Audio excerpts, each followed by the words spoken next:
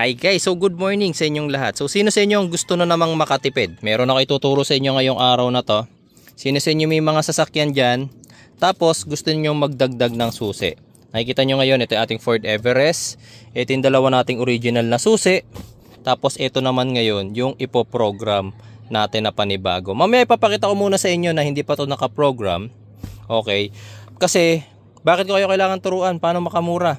Kasi guys, ang pagpo-program ng susi is ranging from 10,000 at pwede siyang tumaas up to 40,000. Depende sa car model, sa car make, and also kung saan kayo magpapagawa. Kung sa mga kasa kayo magpapagawa ng extra key ninyo, baka umabot kayo ng 30 to 40,000. Kung sa mga nagpo-program naman, 10,000 to 15,000 to 20,000. Depende sa mga nagpo-program sa labas. Pero dito sa video na to, bibili lang kayo ng susi, ipapakat nyo lang, tapos ituturo ko sa inyo kung paano nyo ipoprogram na hindi na kayo kailangan pang gumastos ng napakamahal. Okay?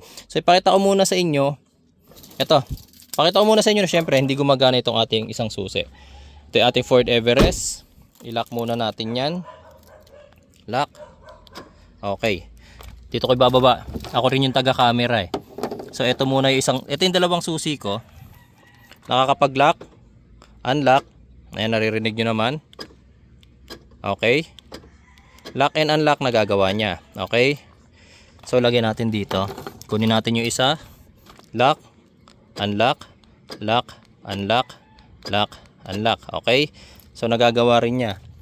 Pero itong isa natin, syempre hindi pa ito nakaprogram. Lock. Unlock. Wala. Pero ito nung binili ko, naipakat ko na yung susi niyan. Nagaya na niya yung ano nito, blade. Ayan. Nakat na rin yan. Ayan o. Nakakat na yan. So kaya na niyang buksan yung ating pinto. Ayan. Okay. Kaya na niyang buksan. Lock natin. Ayan. Ayan o. Kaya na niyang buksan yung ating pinto. Okay. Pero kaya niya lang buksan, pero hindi niya kayang paandarin. Pakita ko sa inyo. Saksak natin. Ayan. Na-on niya. Hop. Nag-alarm. Diba? Kasi hindi ito yung susi ko. Hindi. Tada natin. Okay. Ayan. So, syempre may mga sasakyan na merong forced entry alarm. Forced entry na matuturing kung nabuksan yung pinto. Tapos in-on pero hindi nakaprogram yung susi. Kaya nag-alarm. So, yun yung papakita ko sa inyo ngayon. Okay. Ito. Tsaka sa Ford nga pala, makikita nyo rin kung ilan yung nakaprogram na susi. Pakita ko muna sa inyo. Gagamitin muna natin syempre yung ating original na susi. Papakita ko sa inyo kung ilan ba ang nakaprogram na susi sa ating sasakyan. Mikey, makikita ninyo 2 admin keys. Isa, dalawa. 2 admin keys. Okay? So itong isa is hindi talaga nakaprogram. So ngayon, paano natin ipoprogram yung panibagong susi? Ito, pakita ko sa inyo. Off muna natin yan. Itong dalawang original susi, i-ready nyo na. Naka-ready na yan, i-ready nyo na rin yung pangatlo. O makikita ninyo, immobilizer. Kaya ayaw niya mag-start. Kahit na ipipihit ko, ayaw niya mag-start kasi immobilizer. Kumbaga, hindi siya kinikilala ng aking system as susi na nakaprogram dito. So, ang gagawin natin, yung dalawang original key muna, pasok, turn on hanggang accessory lang. Hanggang accessory lang ha. Ito, yung second. Kasi yung pangatlo is start na yan. Ayan, makikita nyo.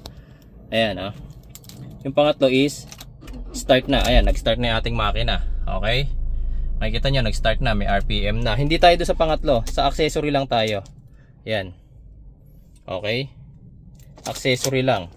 Okay? So, ang gagawin natin, pasok hanggang sa accessory on. Patay, hugot.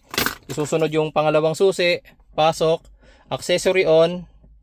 Tapos, patay, hugot. Then yung pangatlo.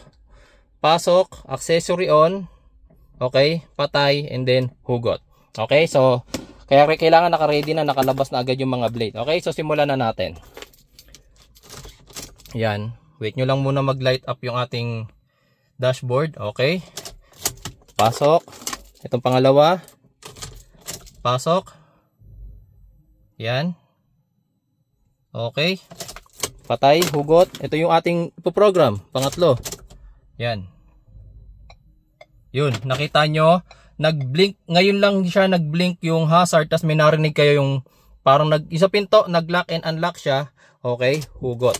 Okay, ngayon, kanina hindi niya napapastart yung ating sasakyan. Ngayon, pa-start natin, try natin.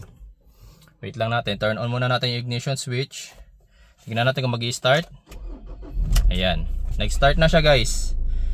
Ayan ha, kanina hindi naka-program itong susi na to, itong dalawa lang. Pero ngayon, makikita ninyo, napastart na niya yung ating sasakyan. Okay? So ngayon, since tapos na tayo makapag-program, wait lang, medyo mainit. Paanda rin natin yung ating makina at aircon. Ayan. Papaliwanag ko, kanina, nung nag-program tayo, dalawa lang ang susi na available. Ngayon, tignan natin kung ilan na. Tsaka ginagamit ko na ngayon guys, yung yung ating, yung bagong program na susi. Wait lang, may papakita pala ako sa inyo. Okay. So kapag ginawa nyo yung procedure na yon, itong ating susi is kaya na rin niyang i-turn on, buksan pala yung ating mga pinto. Wait lang, labas tayo. Pakita ko sa inyo. Ayan. So eto, lock muna natin gamit yung main key, yung ating original key. Tapos baba natin yan. Ayan yung dalawang susi. Ito ngayon yung ating bagong program na key. Kung ma-unlock niya yung pinto. Lock, unlock. Nakikita nyo ba yung ating lock, unlock. Tapos yan, lock, unlock. Ito na yung pinang-unlock natin guys, yung bagong program. Kanina nag-alarm to. Nag-alarm nung ito yung pinambukas natin. Ngayon titignan natin. Ayan. Tsaka kanina, wait lang, isusi. Kanina dalawa lang ang admin keys natin. Tignan natin ngayon kung ilan ang admin keys natin. Settings, my key. Meron na tayo ngayong 3 admin keys. Okay, so hindi nyo na kailangan pumunta sa nagpo-program ng susi. Pakita ko ulit ha, baka sabihin nyo hindi niya napapastart yung ating sasakyan.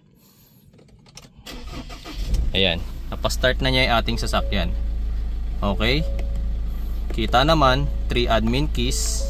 Wait lang, my key, 3 admin keys. Okay, so lahat ng kayang gawin ngayon nitong ating mga old na susi, yung original na susi, syempre kaya na rin gawin nitong bago nating susi. Okay, lagay ko lang muna dyan. Stop natin. Yung susi kasi ng Everest, kaya niyang buksan yung mga bintana ng sabay-sabay. Oh, di ba nagagawa na niya.